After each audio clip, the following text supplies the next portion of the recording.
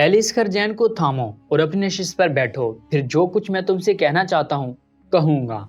इस पर ब्रोजा ठटकी और कहने लगी, बाबा आप इस घर के बड़े हैं और ये सारी चीजें आपके पास रहनी चाहिए। निजामुद्दीन मुस्कुराया और कहने लगा, बेटी पहले ये खरचैन संभाल कर अपनी नशिश पर बैठो, फिर देख मैं क्या कहता हूँ। ब्रोजा मान गई। वो खरचैन लेकर दोबारा नशिश पर बैठ गई। इसके बैठने के साथ ही निजामुद्दीन बोला और कहने लगा, बेटी मैं और मेरी बीवी दोनों बुढ़ापे की आखिरी हद को छू चुके हैं, किसी भी वक्त इस फानी दुनिया से कूच कर सकते हैं। इसलिए मेरी बेटी इस हवेली का सारा इंतजाम और अंसराम अब तुम्हारे हाथ में होना चाहिए। मैं और ऐसर अब दोनों ये सारा इंतजाम करने से कासिर हैं, कमज़ोर और लागिर हैं, और फिर आज को तुम लोगों ने देख लिया है वो अक्सर बाहर रहता है। लिहाजा सारे सामान की देखभाल मेरी बेटी मैं तेरे जिम्मे लगाता हूँ, हर चीज़ तेरे हवाले है। ब्रोजा निजामुद्दीन की तरफ देखते हुए शुक्रगुजारी के से अंदाज में देखती रह गई थी। कुछ कहने के लिए कुछ सोच रही थी कि हसीन तुज़ैन बोली और रियाज की तरफ देखते हुए कहने लगी, आपकी आमद से पहले हमने ताज़ा फल तोड़े हैं, वो मैं आपके लिए लेकर आती हूँ।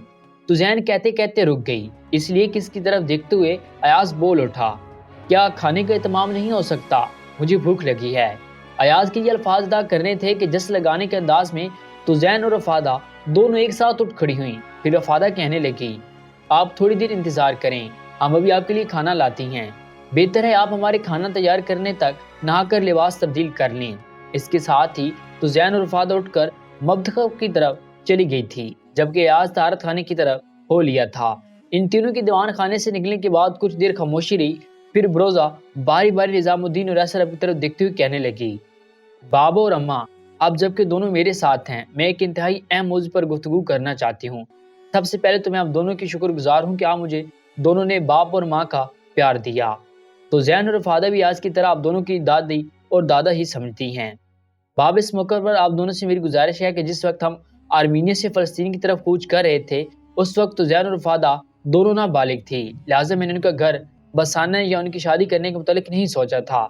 अब यहाँ आने के बाद दो तब्दीलियाँ हुई हैं। एक तो अब बचपन से निकलकर शबाब के हदूद में दाखिल हो चुकी हैं, बालिग हो चुकी हैं, और दूसरी बात यह है कि सवेली में जिस कदर प्यार मिला, ऐसा प्यार तो हम तीनों को आर्मीनिया में भी मुयस्सर नहीं था। बाबा मेरी आपसे और अम्मा दोनों से गुजारिश है कि अब तो जैन और रफादा की शादी ये कम अज़ कम उन दोनों की मंगनी का एहतमाम ज़रूर होना चाहिए। मेरे पास कुछ नकदी और जेवरात भी हैं जो हम तीनों माँ बेटी हसन बिन सबा के हमलावरों से बचा कर भागी थी। मैं चाहती हूँ कि जो कुछ मेरे पास है वो आपकी निगरानी में रहे।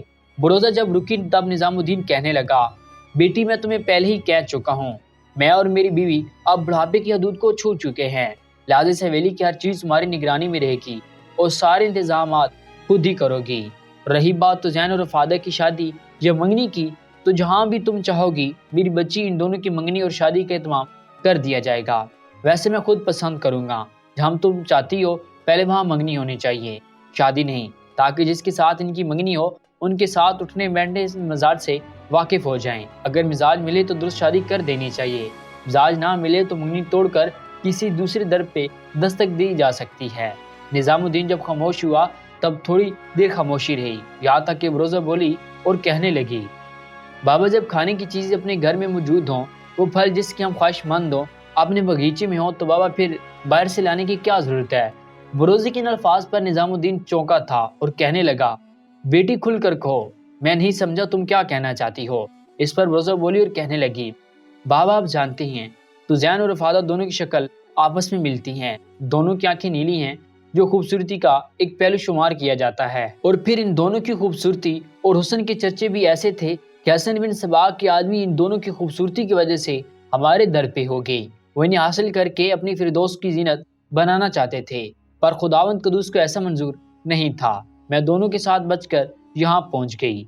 बाबा अगर दोनों को मैं कहीं बाहर भी आती हूँ तो एक ना एक रोज़ पता चल जाएगा। तो जैन और रफादा वही हैं जिनको हसन बिन सबा के लोग हासिल करना चाहते थे। जिस रोज़ ऐसा होगा उस रोज़ दो कामों में से एक काम ज़रूर होगा। अव्वल ये कि तुज़ैन और रफादा दोनों को पकड़कर हसन बिन सबा के करिंदे अपनी फिरदौस की जीनत बना देंगे, जहाँ ना उनकी इज्जत न अज़मत न उनकी अफत महफूज रहेगी। दोम ये कि अगर ये दोनों इनके हत्थे चढ़ने से बच गई तो फिर इन्हें छुप छुप कर एक कैदी की हैसियत से ज़िंदगी गुजारना होगी। जब ये ऐसा करेंगी तो बाबा जहाँ इनकी शादी होगी वहाँ इनके मुतालिक मशकूक हो जाएंगे कि ये ऐसा क्यों करती हैं। इस बिना पर मैं चाहती हूँ कि दोनों इसी हवेली में रहें। बाबा क्या ऐसा नहीं हो सकता کہ तुज़ैन और रफ़ादा दोनों को हम अयाज से ब्याह दें। ऐसे इस वक्त होगा जब आप और अम्मा पसंद करेंगे। अगर आपने ऐसा पसंद किया तो फिर बाबा आपकी रजामंदी और आपकी इजाज़त से कहीं बाहर रिश्ता देखना पड़ेगा, जो तुज़ैन और रफ़ादा दोनों के लिए इंतहाई खतरनाक साबित होगा। यहाँ तक कहने के बाद जब रोज़ा रुकी, तब ऐसा रब जो अब तक खामोश रहकर सारी गुफ्तगू सुन रही थी, बेपनाह खुशी का इजहार करते हुए एकदम बोल उठी, रोज़ा कसम अल्लाह पाक की, मैं भी गुज़िश्ता कई हफ्तों से इसी ख्वाहिश के पीछे पड़ी हुई थी कि अल्लाह करे तुज़ैन और रफ़ादा में से कोई एक मेरे बच्चे के अयाज की बीवी बन जाए। अगर तुम दोनों को अयाज से ब्याहने के लिए तैयार हो तो मैं समझती हूँ इससे बढ़कर हमारी कोई खुशकिस्मती हो ही नहीं सकती।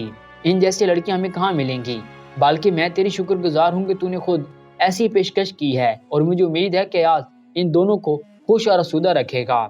ऐसा रब जब खामोश हुई तब निज़ामुद्दीन ने भी ऐसे ही खुशी और ख्वाहिश का इजहार किया। इस पर रोज़ा भी बेहद खुश और मुतमिन हो गई थी। कुछ देर खामोशी रही, फिर ऐसा रब बोली और कहने लगी, बुरुदा तुम अभी खामोश रहना, इस सिलसिले में मैं खुद तुज़ैन और रफ़ादा से बात करूंगी और देखूंगी कि उनकी क्या मर्जी और मंशा है। ऐसे रब की इन अल्फाज पर ब्रोज़ा मुस्कुरा दी और कहने लगी, अम्मा आप कैसी बातें करती हैं। तुज़ैन और रफ़ादा तो चंद हफ्ते पहले ही दोनों मेरे सामने अपनी मोहब्बत और चाहत का इजहार कर चुकी हैं। हाँ, इसके बावजूद आप इस मौजू पर उनसे गुफ्तगू करना चाहती हैं तो आपको ज़रूर करनी चाहिए। इस पर ऐसा रब कहने लगी, ब्रोज़ा मेरी बेटी, जो ही खाना तैयार करके तुज़ैन रफ़ादा आती हैं तो इनसे तेरे बाबा के सामने इस मौजू पर गुफ्तगू करूंगी और फिर ये भी चाहूंगी कि तीनों की मंगनी आज ही होनी चाहिए। इसके बाद चंद माह का वक्फा डालकर पूरी तैयारी और शान शौकत के साथ तीनों को शादी का इत्माम कर दिया जाएगा।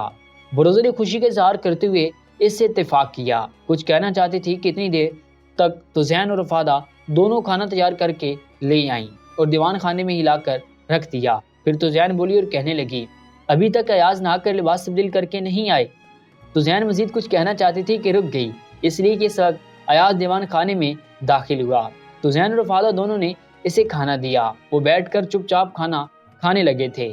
खाने के बाद तुज़ैन और रफ़ादा दोनों बर्तन उठाकर ले गई थी। इनके जाने के बाद निज़ामुद्दीन ने गौर से अयाज की तरफ देखा, फिर कहने लगा, अयाज मेरे बेटे, अब जबकि तुज़ैन और रफ़ादा नहीं है तो मैं एक इंतहाई अहम मौजू पर तुमसे गुफ्तगू करना चाहता हूँ। बेटे सोच समझकर जवाब देना। निज़ामुद्दीन के खामोश होने पर अयाज कुछ परेशान और फिक्रमंद हो गया था। कुछ देर तक जुस्तजू भरे अंदाज में निज़ामुद्दीन की तरफ देखता रहा, फिर बिखरी बिखरी सी आवाज में कहने लगा, दादा क्या मुझसे कोई गलती हो गई है जिसकी आप बाज पुरस करने लगे हैं और जिसके लिए आप मुझे कह रहे हैं तो मुझे सोच समझकर जवाब देना चाहिए। अयाज के इन अल्फाज पर निज़ामुद्दीन, ऐसरब और ब्रोज़ा हंस दिए थे। फिर निज़ामुद्दीन कहने लगे, बेटे तेरी छोटी मोटी गलती, बल्कि छोटी मोटी हर गलती तेरे दादा और तेरी दादी के लिए काबिल कबूल है। बेटे तू मेरे शजर नस्ब की आखिरी निशानी है। मैं बूढ़ा हो चुका हूँ, यही हालत तेरी दादी की भी है। दिन ब दिन हमारी टांगे जवाब दे रही हैं और हम चलने से भी बिजार दिखाई देने लगे हैं। लिहाजा हमने इरादा किया है तुम्हारी शादी का एहतमाम कर दिया जाए। इस मौके पर अयाज जवाब में कुछ कहना चाहता था कि निज़ामुद्दीन फौरन बोल उठा, बच्चे इस सिलसिले में ऐसरब और ब्रोज़ा के साथ मेरी गुफ्तगू हो चुकी है। यहाँ तक कहते कहते निज़ामुद्दीन को रुक जाना पड़ा, इसलिए कि अयाज बोल उठा और कहने लगा, दादा मेरी शादी की कोई इतनी जल्दी भी नहीं है। हालात इस वक्त अच्छे नहीं हैं। जगह जगह सुल्तान बरकरों के खिलाफ बगावतें खड़ी हो रही हैं और अब तो हालात ये हैं कि सुल्तान बरकरों के खिलाफ इसके भाई संजर मोहम्मद सर उठाने और सरकशी करने के लिए पर तोल रहे हैं। इन हालात में हम अब सबको अपनी हिफाजत का भी एहतमाम करना होगा। लिहाजा मैं चाहता हूँ कि ये शादी भी अल्तवा में रखी जाए। अगर आप इस घर के एक और अफराद का इजाफा करना चाहते हैं तो इस तरह तो बाहर ही रहता हूँ। आने वाले फर्द की हिफाजत की जिम्मेदारियां भी आप पर पड़ेंगी, आप पर बोझ बढ़ जाएगा। अयाज के खामोश होने पर निज़ामुद्दीन मुस्कुराया और कहने लगा, इस तरह बच्चे इस घर के नए अफराद नहीं आएगा और ना किसी जायद का हिफाजत का हमें एहतमाम करना पड़ेगा। अगर मैं तुमसे कहूँ कि हम तुम्हें तुज़ैन और रफ़ादा दोनों से ब्याहना चाहते हैं मेरे बेटे, फिर तुम्हारा क्या जवाब होगा। निज़ामुद्दीन की संक्षाफ पर अयाज थोड़ी देर तक गहरी सोचों में डूबा रहा। तब उसकी आंखों और उसकी चेहरे पर खुशी के आसार नुमाया थे। आखिर कुछ देर की खामोशी के बाद वो बोले और अपने दादा निज़ामुद्दीन को मुखातिब करके कहने लगा, दादा ये बड़ा नाजुक मौजू है। ब्रोज़ा मेरी माँ की जगह है, उन्होंने तुज़ैन और रफ़ादा के साथ एक तरह से हमारे यहाँ पनाह ली है, इसमें कोई शक नहीं। अभी हमारे घर के ही अफराद हैं, लेकिन बाबा इनकी मर्जी के खिलाफ कोई कदम नहीं उठाना चाहिए। कल को ये तीनों ये न समझे कि हमने अपने यहाँ पनाह देकर इनकी मजबूरी से फायदा उठाने की कोशिश की है। तो जैन और रफादा का रिश्ता दे दिया है। बाबा ये सारा मामला इनकी मर्जी पे छोड़ा जाए। अगर तो जैन और रफादा कहीं और शादी करने की ख्वाहिशमंद हैं तो इनकी शादी के सारे अखराजात हम पूरे करेंगे और ये भी कोशिश की जाएगी कि इन दोनों के तोहफ़्फ़ुज़ और हिफाजत का भी एहतमाम किया जाए। इस बार निज़ामुद्दीन की बजाय ऐसा रब अयाज को मुखातिब करके कहने लगी, बेटे ये तीनों ना अब मेहमान हैं और ना इस घर में उन्होंने पनाह ले रखी है। ये इस घर की मालिक हैं। अब इस घर के 3 नहीं 6 अफराद हैं। मेरे बच्चे, जिस वक्त तुम तहारत खाने की तरफ गए थे, इस मौजू पर बरोज़ा से तफसील से गुफ्तगू हुई है। बरोज़ा ने खुद तुम्हारे लिए तुज़ैन और रफादा के रिश्ते की पेशकश की है और ये भी इंकशाफ किया है कि तुज़ैन और रफादा दोनों तुम्हें पसंद करती हैं। मेरे बच्चे, इनकार ना करना, इसलिए कि तुज़ैन और रफादा दोनों को बाहर नहीं ब्याहा जा सकता। अगर ऐसा होगा तो याद रखना, शिकारियों की तरह हसन बिन सवा के दाई और फेदाई इनके पीछे पड़ जाएंगे और इन दोनों की जिंदगियां खतरे में पड़ जाएंगी। बहरहाल तुम फिक्र ना करो। बरोज़ा अपनी रजामंदी का पहले ही इजहार कर चुकी है और ये भी इंकशाफ कर चुकी है कि तुज़ैन और रफादा तुम्हें पसंद करती हैं और तुमसे शादी करने की ख्वाहिश रखती हैं। ताहम तुम्हारे दादा ने यह फैसला किया है कि इन दोनों को यहाँ बुलाकर भी इस मौजू पर गुफ्तगू की जाएगी और इनकी रजामंदी हासिल करने की कोशिश की जाएगी। अगर वो मिस्बत जवाब देती हैं तो बेहतर। बेटे, आज ही तुम तीनों की फ़िलहाल मंगनी का एहतमाम कर दिया जाएगा। इसके बाद कोई मुनासिब मौका जानकर शानदार अंदाज में और पूरी शान और शौकत के साथ शादी का एहतमाम किया जाएगा। इसलिए कि अरसा हुआ है इस हवेली में ऐसी कोई रस्म अदा नहीं की गई।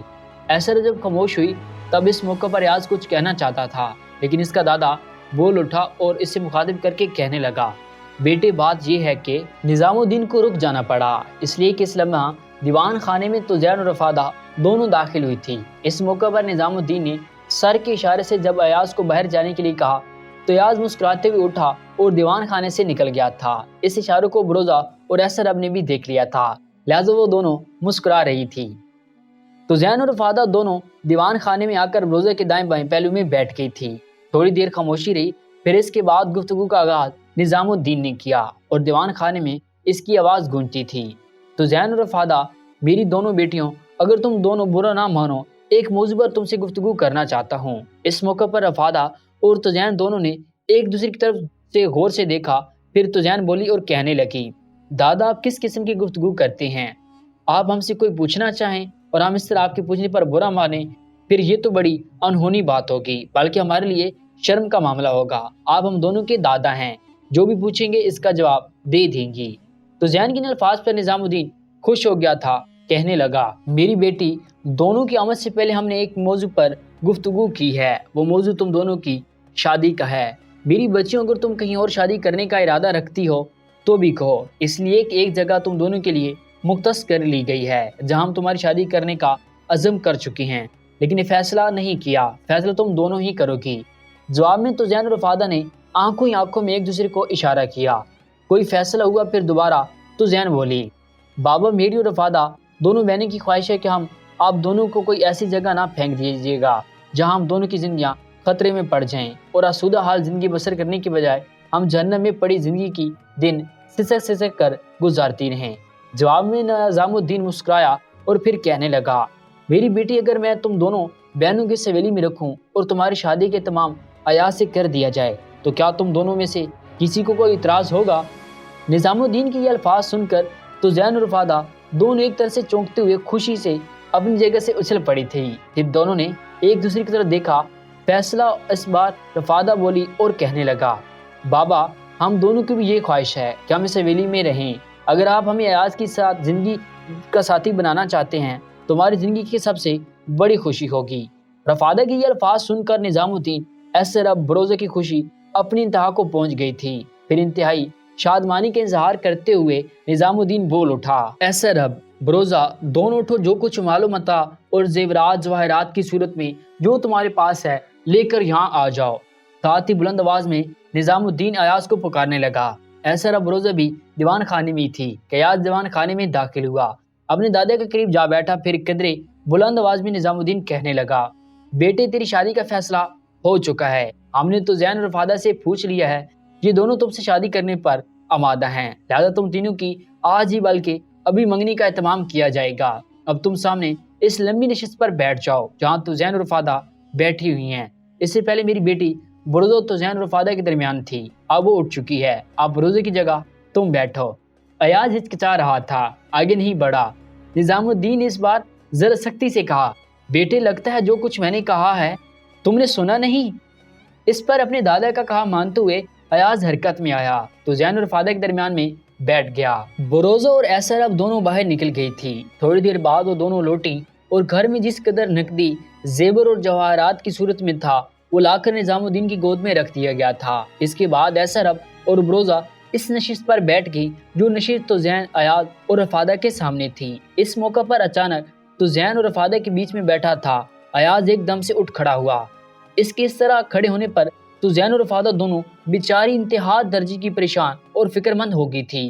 بروزہ، نظام الدین اور ایسر اب بھی حیرت کے اظہار کر رہے تھے۔ پھر اٹھنے کے ساتھ ہی اپنے دادا نظام الدین کی طرف دیکھتے ہوئے ایاز بول اٹھا، دادا تھوڑی دیر رک جائیں، مجھے خیال ہی نہیں رہا کہ سلطان بھی رہ شہر میں ہی قیام کیے ہوئے ہے، لہٰذا اس موضوع پر ان سے بات نہ کر کے اس رسم کی تکمیل کرنا دادا بہت بڑی زیادتی ہے۔ میں پہلے سلطان کے پاس جاتا ہوں، ان کی والدہ محترمہ کو میں پہلے ہی تو زین اور فادہ کے متعلق تفصیل سے بتا چکا ہوں، اور انہوں نے مجھے بھی تاکید کی تھی کہ ان دونوں بہنوں اور تو زین کی ماں کے متعلق بالکل رازداری سے کام لے، کیونکہ اب ہماری منگنی کی رسم ادا کی جا رہی ہے، لہٰذا اس میں سلطان اور ان کی والدہ کی مرضی و منشا یا شمولیت انتہا درجے کی ضروری ہے۔ ایاز بن سیف الدین کے ان الفاظ پر نظام الدین اور ایسر اب اور بروزہ مطمئن ہو گئی تھی تو زین اور رفادہ بھی خوشی کے اظہار کر رہی تھی۔ پر ایاز باہر نکلا، اپنی حویلی کی بائیں پہلو میں وہ حویلی تھی، اس کے دروازے پہ دستک دی۔ حویلی میں جو محافظ تھے ان میں سے ایک نے دروازہ کھولا اور ایاز کو دروازے پر دیکھنے ہی مسکراتے ہوئے اس کو خوش آمدید کہا۔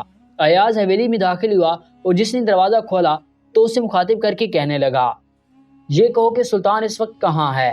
جواب میں وہ محافظ بولا اور کہنے لگا، سلطان اس وقت اپنے والدہ اور اپنی بیوی اور بچوں کے ساتھ حویلی کے باغ میں بیٹھے ہوئے ہیں۔ یہ الفاظ سن کر ایاز نے خوشی کا اظہار کیا تھا۔ اتنی دیر تک حویلی کے کچھ اور محافظ بھی آن جمع ہوئے تھے۔